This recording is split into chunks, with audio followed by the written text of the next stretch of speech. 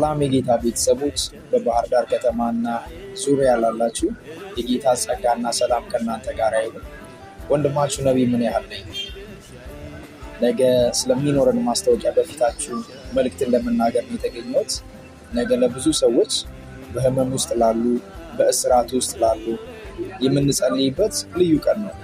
የእግዚአብሔርን ቃል የምንሰማበት፣ በዝማሬ ጌታን የምናመልክበት፣ እግዚአብሔር በሰጠን ምሪት መሰረት ደግሞ በኃይል የእግዚአብሔርን መንፈስ የምንሞላበት ጊዜ ይሆንልናል።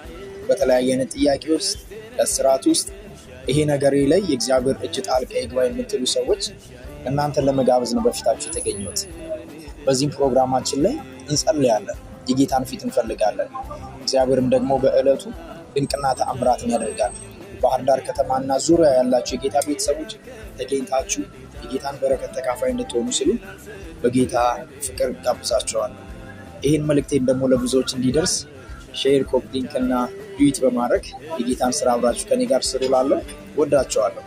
ነገ እሁድ ከሰዓት ከ9 ሰዓት እስከ 12 ሰዓት አሲኗራ አካባቢ ባለው የጸሎት ስፍራችን ላይ እንገናኝ። የእግዚአብሔርን ቃል በዛ እንሰማለን።